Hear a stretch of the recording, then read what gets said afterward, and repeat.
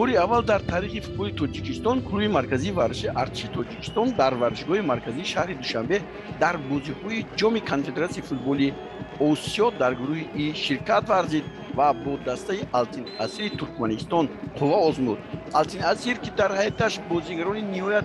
قابل و تجربه دار داشت در این روز همتون نداشت، ولی دروازه‌بان دسته کلوی مرکزی ورزشی ارتش عظمت احمدوف ازبکستانی امروز قهرمانانه بازی کرد و لحظه های نهایت خطرناک را برطرف نمود. حالا فوتبالبازان ما به هجوم میگذارند. حالا جانبک شریپوف یک پرتاب انجام میدهد و به توپ الچیبک رشیدبکوف خوب نرسید و توپ به بیرونی میدان رفت. چنین حالتها در بازی امروزه خیلی زیاد بودند و دسته التین اسیر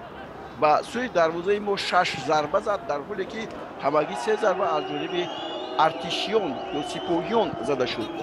به این نگاه نکرده امین سکمانی یک طرح بازی نوی را در مقابل التین اسیر گذاشت و اینجا دقیقه 84 است و فوتبالبازان دسته التین اسیر ضربه استانداردی میزنند و غافلا الچیبک رشیدبکوف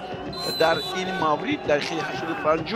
توپ را وارد توی دروازه خود میکند و مهمانان یا خود التین اسیر ترکمنستان با صف پیش میبروید. شادی آنها دیر دوام نکرد. فوتبالبازان حالا بار دیگر ببینیم که چی خطایی بود اینجا از جانب محافظتگران ما،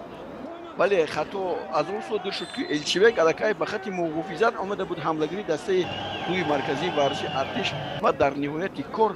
اینجا فوتبالبازان ما و همچنین مربی ما امین سبحانی چند تعویض به میان آورد، از جمله عبدالله شریپوف همچنین شرفجان سلیف به میدان آمدند و آنها کاری خود را کردند. حالا ببینید این هجومی خیلی سریع است و محض اینجا حالا عبدالله شریف از کنار راست میدان با